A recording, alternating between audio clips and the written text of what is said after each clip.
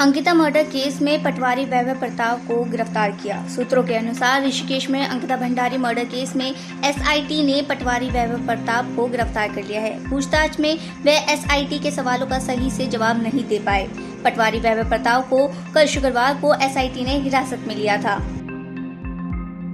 RSS के 5 नेताओं को वाई कैटेगरी की सुरक्षा। केरल में राष्ट्रीय स्वयंसेवक संघ के 5 नेताओं को वाई कैटेगरी की सुरक्षा दी गई है। केंद्रीय गृह मंत्रालय ने सुरक्षा एजेंसियों की सलाह पर सुरक्षा बढ़ाने का फैसला लिया है।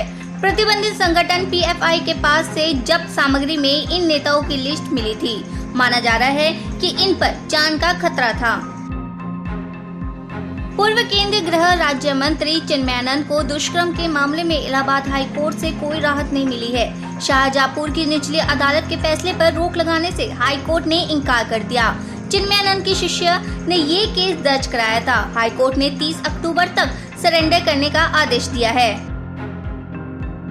भारत में पाकिस्तान सरकार का आधिकारिक ट्विटर अकाउंट बैन कर दिया है। शनिवार को ट्विटर पर पाकिस्तान सरकार के भारत में बंद होने की जानकारी ट्विटर पर दिखने लगी है।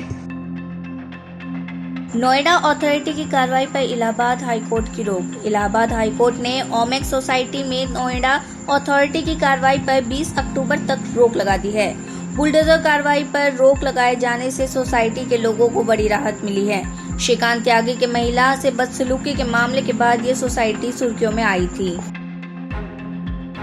ब्रिटेन ने फर्जी जनमत संग्रह के बाद यूक्रेन के 4 क्षेत्रों के अवैध विलय के खिलाफ रूस पर शुक्रवार को नई सेवाओं और माल के निर्यात पर प्रतिबंध लगा दिया। सेवा प्रतिबंध रूसी अर्थव्यवस्था के कमजोर क्षेत्रों को लक्षित करने के लिए तैयार किए गए हैं, जिनमें आईटी परामर्श, वास्तुशिल्प सेवाएं, इंजीनियरिंग सेवाएं और कुछ व्यवसायिक गतिविधियों के लिए लेन देन संबंधी कानूनी सलाहकार सेवाएं शामिल है। अंकिता हत्याकांड के आरोपियों से 3 दिन तक पूछताछ करेगी एसआईटी। अंकिता भंडारी हत्याकांड के आरोपियों से एसआईटी अगले 72 घंटे तक पूछताछ करेगी। घटना की संवेदनशीलता को देखते हुए आरोपियों को जिला जेल पौड़ी से अज्ञात स्थान पर ले जाया जाएगा।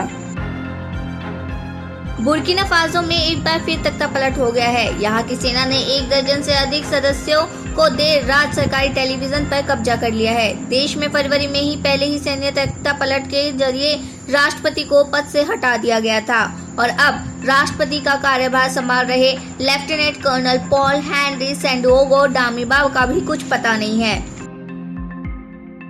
अंतर्राष्ट्रीय क्रिकेट स्टेडियम धर्मशाला में एचपीसीए ने अपेक्स काउंसिल की बैठक की। बैठक में एचपीसीए ने महत्वपूर्ण निर्णय लिए।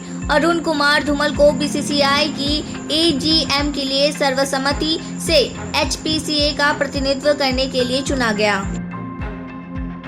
राष्ट्रपति के एक आयोग ने अमेरिका में H-1B वीजा पर मुहर लगाने की सिफारिश सर्वसम्मति से पारित कर दी है। ये सिफारिशें एशिया, अमेरिका और प्रशांत द्वीप वासियों पर लागू होगी। जो बाइडेन की मंजूरी मिलते ही भारतीयों समेत हजारों पेशेवर को इससे बड़ी राहत मिलेगी। H-1B एक गैर अप्रवासी वीजा है, जिससे अमेरिकी कंपनियों को खास विशेषज्ञता वाले पेशेवरों में विदेशी कामगारों की भर्ती करने की अनुमति मिलती है। प्रौद्योगिकी कंपनी भारत में चीन जैसे देशों से हर साल के लिए इस पर निर्भर रहती है। केरल की स्थानीय अदालत नाबालिग से 2 साल तक दुष्कर्म करने के 41 वर्षीय दोषी को 142 साल की कारावास की सजा सुनाई। पॉक्सो के मामले में किसी दोषी को ये सबसे लंबी सजा है। पतनमथिट्टा के अतिरिक्त जिला और सत्र न्यायालय के जस्टिस जय कुमार जॉन ने दोषी आनंद पीआर पर 5 लाख रुपए का जुर्माना भी लगाया। हालांकि पुलिस के मुताबिक आनंद को कुल 60 साल की सजा काटनी होगी।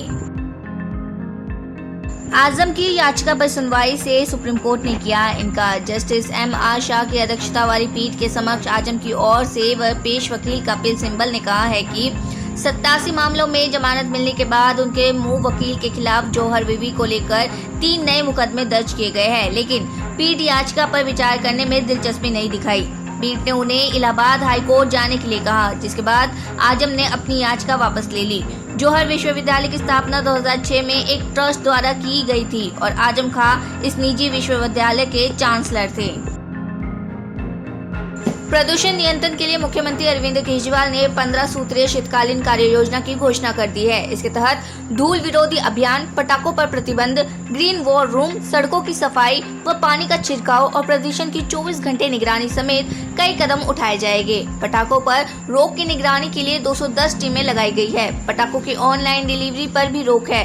केजरीवाल ने कहा है कि पराली गलाने के लिए निःशुल्क बायोडिकम्पोजर घोल का छिड़काव किया जाएगा। 3 अक्टूबर से शुरू ग्रीन वॉर रूम में विशेषज्ञ प्रदूषण का आकलन कर रणनीति बनाएंगे। 6 अक्टूबर से धूल रोधी अभियान शुरू होगा। मुख्यमंत्री ने कहा है कि 5000 वर्ग मीटर से अधिक के निर्माण साइट पर एंटी स्मॉग गन अनिवार्य है। दिल्ली में 233 एंटी स्मॉग गन लगाए जा रहे हैं। 80 रोड स्वीपिंग व 521 पानी छिड़काव मशीनें तैनात होगी। चक्रवाती तूफान इयान ने फ्लोरिडा में भारी तबाही मचाई। इसके कारण 21 लोगों की मौत हो गई। हजारों लोग घरों में कैद रहे और आधारभूत ढांचे को भारी क्षति पहुंची। इससे 4700 करोड़ डॉलर के नुकसान का अनुमान है। अब ये अटलांटिक महासागर के तटवर्ती दक्षिणी कैरोलिना पहुंच गया है। ये चक्रवात फिर और ताकतवर हो गया है। इससे ऐतिहासिक शहर चार्लेसटन में बाढ़ का खतरा है। भारतीय रिजर्व बैंक यानी आरबीआई ने महंगाई को चुनौती मानते हुए रेपो रेट में 50 बेसिस पॉइंट की बढ़ोतरी की है। अब रेपो रेट बढ़कर 5.9% हो गया है। इस बढ़ोतरी के बाद बैंक अब कर्ज की दरों फिर से बढ़ाना शुरू कर देंगे।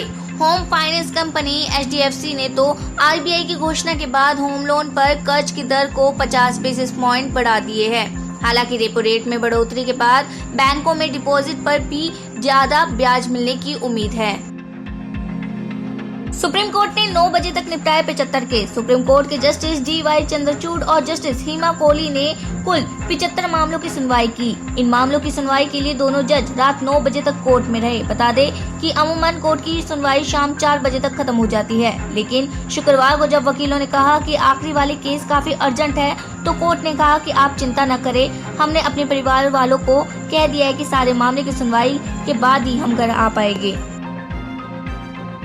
भारत को संयुक्त राष्ट्र सुरक्षा परिषद में अमेरिका एवं अल्बानिया द्वारा पेश किए गए उस मसौदा प्रस्ताव पर मतदान से दूर रहे, जिसमें रूस के अवैध जनमत संग्रह और यूक्रेनी क्षेत्रों पर उसके कब्जों की निंदा की गई है। इस प्रस्ताव में मांग की गई थी कि रूस यूक्रेन से अपने बलों को तत्काल वापस बुलाए। परिषद के 15 देशों को इस प्रस्ताव पर मतदान करना था, लेकिन रूस ने इसके खिलाफ वीटो का इस्तेमाल किया, जिसके कारण प्रस्ताव पारित नहीं हो सका। इस प्रस्ताव के समर्थन में 10 देशों ने मतदान किया और 4 देश मतदान में शामिल नहीं हुए। ईरान के दक्षिण पूर्वी इलाके में पुलिस की गोलीबारी में कम से कम 19 लोगों की मौत हो गई है। स्थानीय खबरों के मुताबिक यहां पर सैकड़ों प्रदर्शनकारी इकट्ठा हुए थे, जिसके बाद पुलिस ने उन्हें काबू करने के लिए गोलियां बरसाई थी। इस गोलीबारी में कई लोगों के घायल होने की खबर भी सामने आ रही है। ये मामला सुन्नी बाहुल्य शहर जाहेदान का है।